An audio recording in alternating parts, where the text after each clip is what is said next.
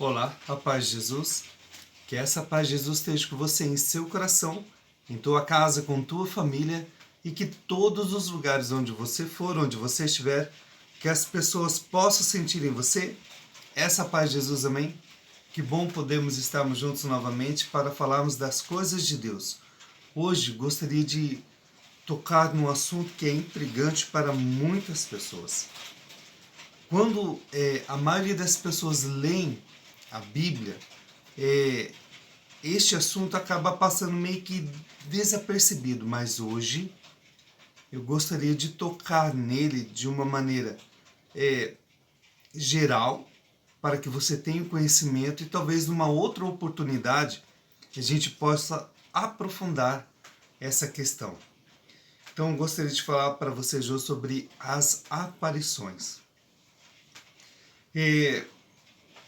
Na Bíblia, a gente vê algumas aparições extraordinárias, tanto por parte de Deus, quanto por parte do maligno.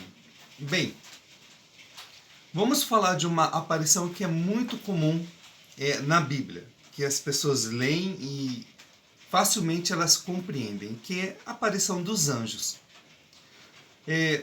Uma das histórias de aparição dos anjos que nós temos, que é muito conhecida na Bíblia, é a luta entre Jacó e um anjo. As pessoas não estranham a presença de um anjo ali com Jacó, porque anjo é uma criatura espiritual de Deus que está no mundo cumprindo uma missão divina. No caso ali com Jacó. E nessa história, Jacó ganhou a bênção. Você deve conhecer essa história, é muito conhecida. Mas agora eu gostaria de falar de um outro anjo. Não de Deus, mas do maligno. Eu gostaria de falar de uma aparição demoníaca. Às vezes, as pessoas leem esta passagem e pensam que está se tratando de um profeta falecido. Na verdade, não é. Quando lemos 1 Samuel capítulo 28, nós vemos o rei Saul, no desespero, se dirigindo a uma mulher que fazia invocação dos mortos para falar com o profeta Samuel. E quando essa mulher, essa necromante, ela faz a invocação, o que acontece? O rei Saul vê uma coisa ali estranha, diferente. Ele começa a falar, é um ancião, está com uma capa. E ele entende que é o profeta Samuel. Eu gostaria que você compreendesse isso. A Bíblia não está dizendo que é o profeta Samuel. Saul está dizendo que ele entendeu, compreendeu que era o profeta Samuel. Agora vamos para a realidade. Não era o profeta Samuel. E olha, eu poderia dar diversos motivos, mas eu gostaria que você se recordasse de quando Deus deixou determinado que não se deveria se dirigir àquelas pessoas que fazem a invocação dos mortos. Deus abomina esse tipo de coisa. E por que isso acontece? Porque quando um necromante, uma pessoa que faz invocação dos mortos, chama pelo espírito de uma pessoa falecida, não é ela quem aparece, mas são demônios. Então, isso significa que ali onde diz que é o profeta Samuel, na verdade era um demônio? Sim, era um demônio, não era o profeta Samuel. Porque se você analisar aquele texto bíblico, você vai ver que Saul não conseguia mais se comunicar com Deus, os profetas não falavam mais com ele, e aquilo que o profeta Samuel já tinha dito para ele, estava se cumprindo. Aí vem aquela coisa medonha, e diz o quê? Que ele ia morrer no dia seguinte. Ele morreu no dia seguinte? É só você acompanhar a história bíblica. Entre outras coisas. Mas é só para você entender que este caso em específico nós temos ali o quê? A invocação de um demônio se passando por uma pessoa falecida, no caso, o profeta Samuel. Lembre-se que a Sagrada Escritura diz assim, né? No Novo Testamento, que o próprio maligno se disfarça de anjo de luz. Então, não podemos cair nessas enganações. Então, nós temos até agora duas passagens muito conhecidas, bíblicas, de anjos. Um, no caso, um anjo enviado por Deus, e outra de um enviado pelo inferno. Porque, com certeza, aquele trem que apareceu ali para Saul não veio da parte de Deus. Veio da parte do maligno. Então, cuidado com essa questão da invocação dos mortos. Bem, mas aí você se questiona assim, mas e os mortos? Eles aparecem às pessoas vivas? O que vocês acham? Olha, é intrigante quando nós falamos dos mortos. Por quê? Porque no cristianismo, ela meio que foi abolida essa palavra de pessoa morta.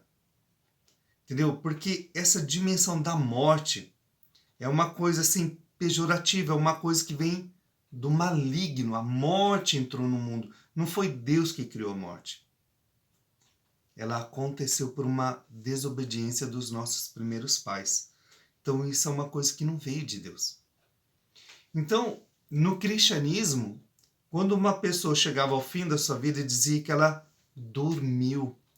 Quando eu era criança, se usava um termo assim, a pessoa descansou. Porque você olhava a pessoa lá dentro do caixão, parecia que ela estava o quê? Dormindo. Aliás, quando Jesus foi à casa daquele chefe da sinagoga para se encontrar com a Talita, ela estava fisicamente, biologicamente morta. Ela havia falecido. E Jesus chega na casa lá, o pessoal, ela já morreu. E Jesus, né, que conhece a vida, ele vai dizer assim, a menina não morreu. Ela está dormindo. E Jesus pega e chama ela de volta à vida. Porque Jesus é Senhor dos vivos e dos mortos. Você percebe? Então, como às vezes nós temos que aprender as linguagens que a Bíblia nos oferece, os termos, os conceitos. Isso é muito importante. Mas aí vem a questão. E os mortos aparecem aos vivos? Gostaria de trabalhar rapidamente uma passagem com você. Está no Evangelho do nosso amigo Mateus, capítulo 17, que vai tratar da transfiguração de Jesus.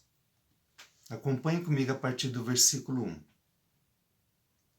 Jesus tomou consigo Pedro, Tiago e João, seu irmão, e os levou a sós para um monte alto e afastado, e transfigurou-se diante deles. Seu rosto brilhou como o sol, e as suas roupas se tornaram brancas como a luz. Nisso apareceram Moisés e Elias, conversando com ele. Isto é para nós palavra da salvação. Glória a vós, Senhor, por esta palavra. Veja,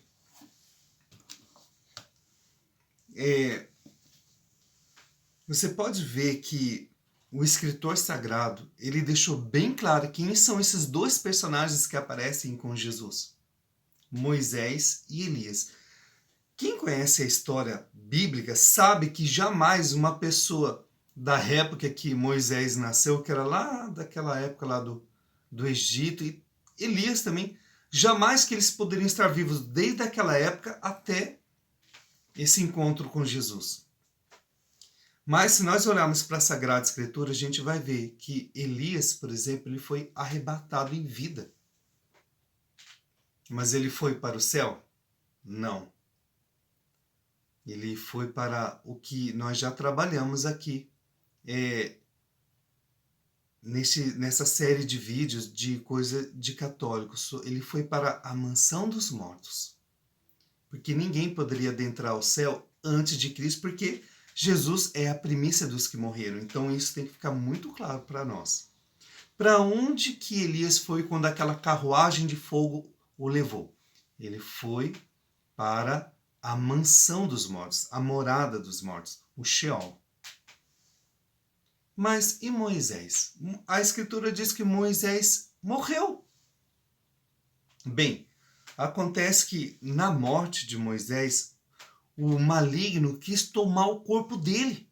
Olha que coisa intrigante. Então, a carta de Judas, aquela que vem antes do Apocalipse no Novo Testamento, vai dizer que o arcanjo Miguel, São Miguel Arcanjo, disputa o corpo de Moisés com o maligno. Então se fala da assunção de Moisés, do arrebatamento dele. Você percebe? Então, assim, pelas referências bíblicas, pelo ensinamento da Sagrada Escritura, nós compreendemos que após a ascensão de Jesus, todos os que estavam na morada dos mortos foram levados ao céu. Jesus ali, neste momento sobre o monte, ele não tinha voltado para o Pai. Da onde que apareceu Moisés e Elias? Eles vieram da morada dos mortos. Ou seja, eles não estavam mais nesta realidade que nós vivemos, nesta vida. Então, sim, de uma certa maneira, nós podemos entender da parte de Deus que os mortos, se Deus assim o quiser, podem aparecer aos vivos. Se bem que, como a gente já falou um pouco, não podemos falar que eles estão mortos, né? Aliás, até Jesus vai dizer assim, né, nos evangelhos: Deus é o Deus de Abraão, de Isaac e de Jacó. Deus é Deus dos vivos, não dos mortos. Então, ao terminar o curso dessa vida, se você vai para a mansão dos mortos, ou pelo menos ia, né, até antes de Jesus, isso significa que você não morreu. Você está vivo. Agora, depois de Jesus, quando nós morremos, nós podemos sim adentrar ao céu. E isso significa o quê? A verdadeira vida. Então, sim, estão vivos. Mas, e depois de Jesus? Como fica essa questão das aparições? Vejam, logo no início ali da igreja, o próprio Jesus se manifesta numa aparição a Saulo de Tarso. Lembra que ele estava indo para Damasco para perseguir os cristãos? E Jesus aparece para ele no meio do caminho e diz assim: Saulo, Saulo, por que você me persegue?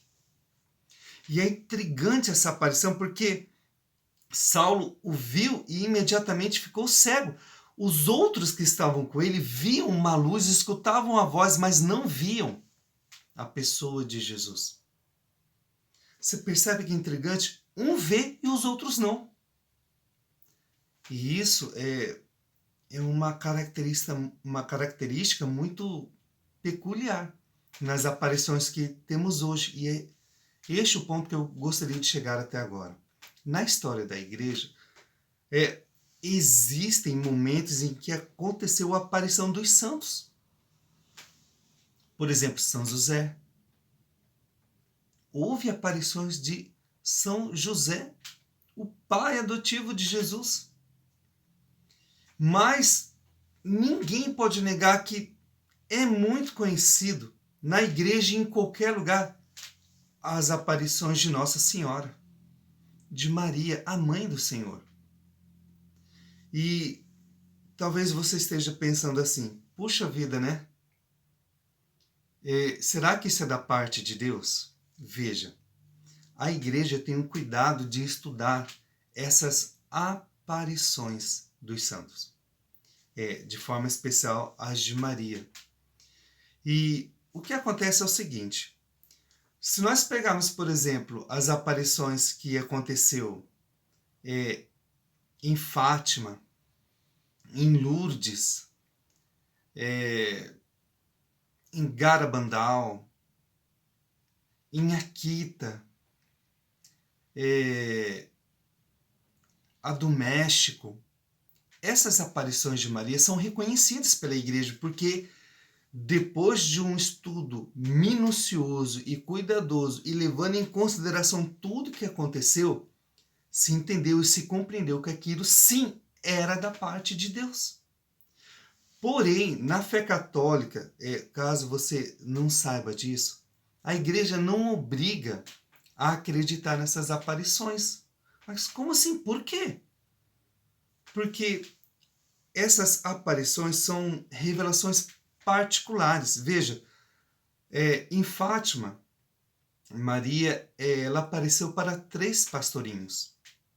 Em Lourdes, apareceu para uma menina chamada Bernadette. Em Akita, para uma freira. Em Garabandal, para 3 crianças. E no México, para um índio. As pessoas que estavam próximas a essas pessoas não viam Maria. Assim como naquele episódio de Saulo indo para Damasco, as pessoas até ouviam Jesus falando com Saulo, mas não viam o Senhor. Então, acontece que essas aparições, elas não acrescentam nada à revelação bíblica, ao que nós chamamos de o depósito da fé. Por isso que a igreja não obriga a acreditar. Essas revelações, elas nos ajudam a reavivar a nossa fé. Elas nos ajudam a compreender melhor aquilo que Deus quer de nós, para que nós tenhamos mais temor de Deus, que, na minha opinião particular, é o que está faltando ao mundo. Então, quando nós tratamos das aparições, primeiro se precisa saber que tipo de aparição é. E depois se ela é uma aparição de Deus ou não. Por isso, vai com a igreja. Fecha com a igreja. Porque a igreja sabe o que é ou não de Deus. A igreja nunca dá uma resposta imediata quando acontece uma aparição. Muitas vezes fica assim, nossa, décadas se estudando uma aparição para depois a igreja proclamar se é ou não da parte de Deus. Por quê? Porque não pode contradizer a revelação bíblica, não pode contradizer a doutrina da igreja e não pode levar as pessoas a ter uma atitude contrária à fé cristã. Compreende? Então, quando a igreja proclama que uma aparição vem da parte de Deus, nós podemos sim, com toda segurança, acreditar que aquilo é para o nosso bem, é para o nosso crescimento espiritual. Amém? E que essas palavras possam trazer paz ao seu coração. Deus abençoe e até a próxima, se Deus quiser.